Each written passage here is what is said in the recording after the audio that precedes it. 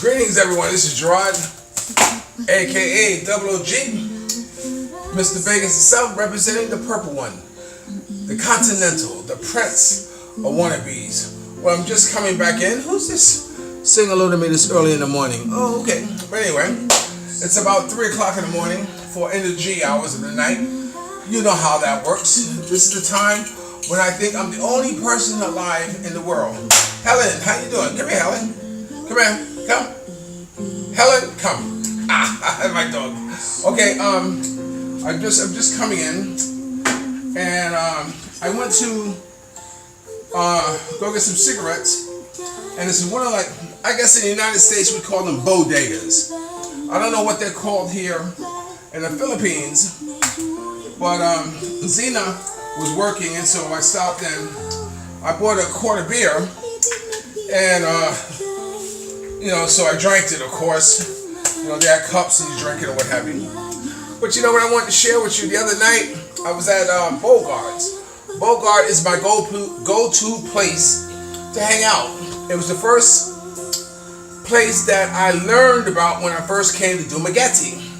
When I was looking for a realtor to tell me, or to find a realtor, I figured, well, this is an expat location. Expat means expatriates. A lot of people from the States, from the military, so that's why I call it expat.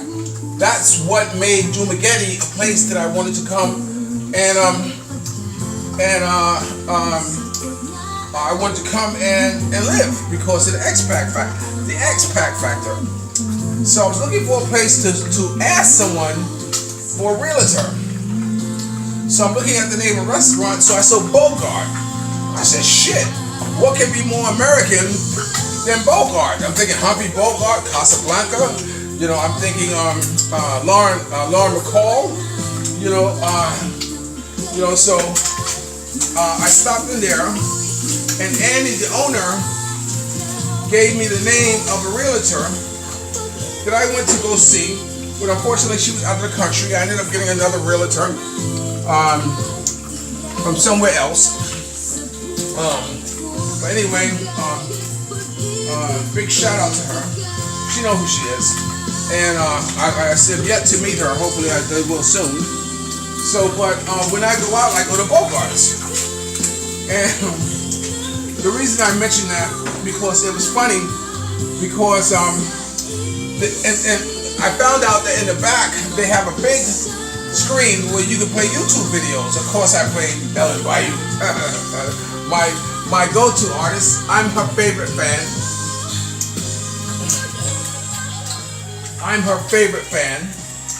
So, of course,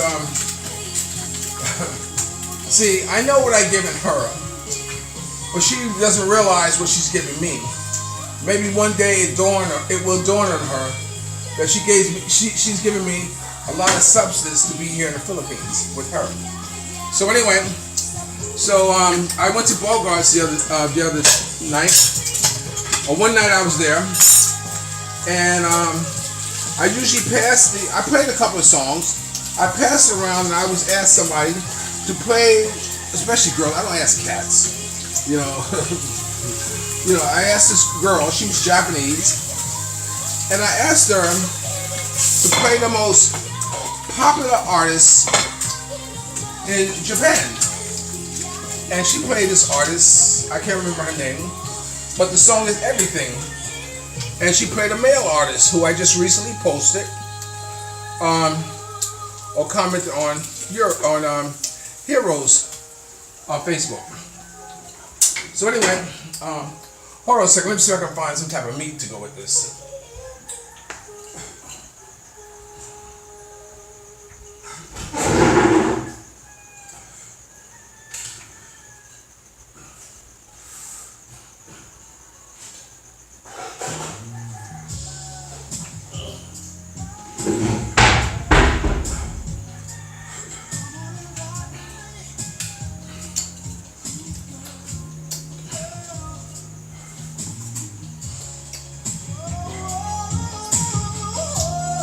I tell you, I got these Vienna sausages. They don't taste the same like they do in the Philippines, in Cebu. In fact, Helen won't even eat these, but I'm gonna put them in here just the same because I am kind of hungry and I am kind of drunk. I told you one time that a lot of the artists who I listen to are people who I know. This is Freddie Jackson. As Reverend Al Sharpton's personal photographer, he hired me to cover his Christmas party one year, and it was with Freddie Jackson, Charles Rango, the senator or Congressman Charlie Rango, and who else was there? I can't remember who else was there. But that night, this gentleman named Reverend Leaks was an authorian on Egyptian culture, and he was also part of Malcolm X's entourage in planning on the strategic means that they were going to take as far as dealing with the injustice of what was going on with blacks during that time. You know, a lot of you want to talk about what's going on, but you know, you got to be in it to win it. So, Freddie Jackson, I also was there when he received his Man of Vision Awards from the National Action Network Women's Auxiliary that I also received that night too, which is one of the highest accolades that I've ever received, was having one bestowed upon me.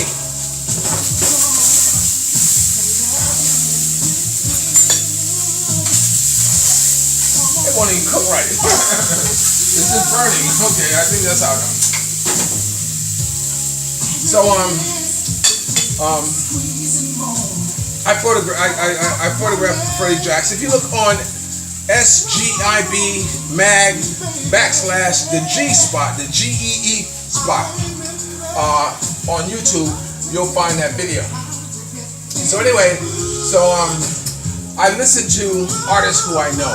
That's the point I wanted to make. So anyway, the song, when I was in this restaurant, Bogarts, I passed the keyboard around and asked people to play the most popular female,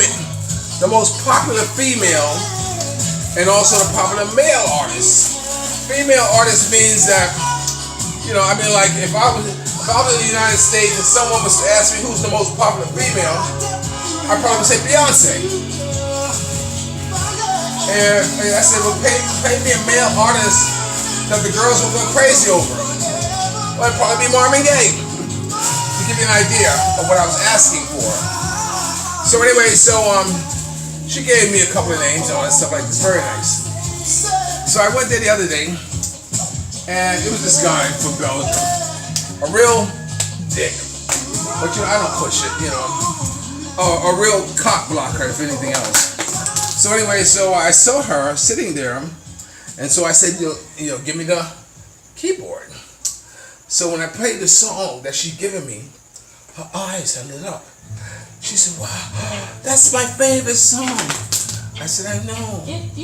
I said, I know. Dionne Warwick. Now, like I said, most of the artists I play, I know. Dionne Warwick had one of the writers who used to live in East Orange. I forgot his name. But he worked with Dionne Warwick, who I was around that time. He was into... I can't remember the Speed, but that's in Speed. But this guy was phenomenal, white boy. But he was working with Dionne Warwick. So anyway, this is one of the only songs I like of Dionne. I know she did a lot of songs.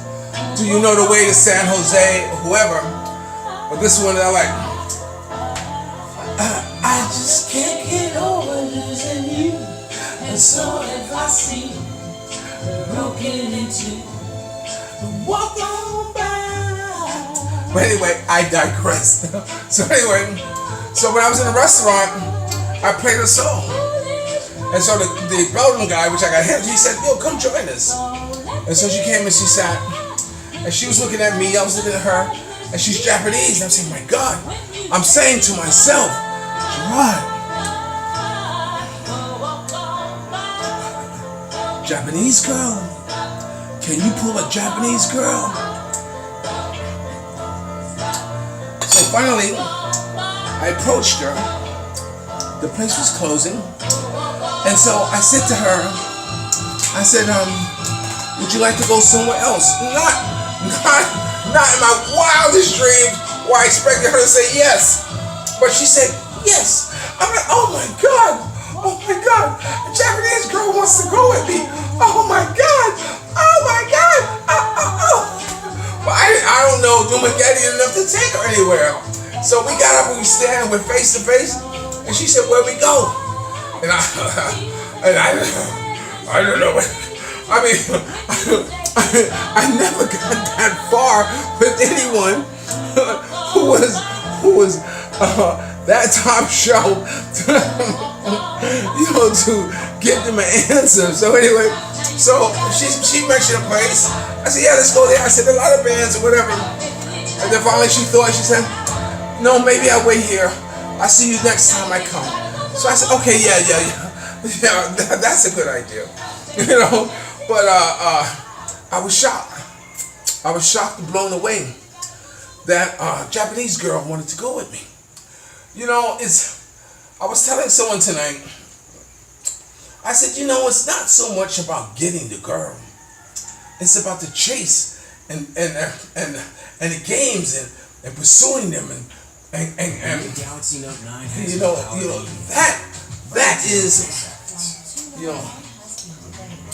that is more interesting and more enjoyable than actually.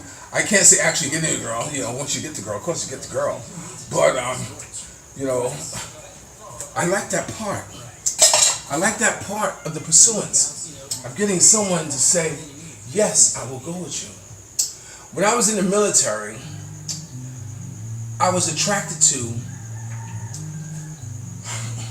white girls from the South, from Alabama or what have you. Why? Because they were extremely prejudiced. In fact, one of my military buddies, he had married a girl who was from Alabama. And when he went home, the father greeted him with shotguns and killed her. And because they got married, he just refused to have.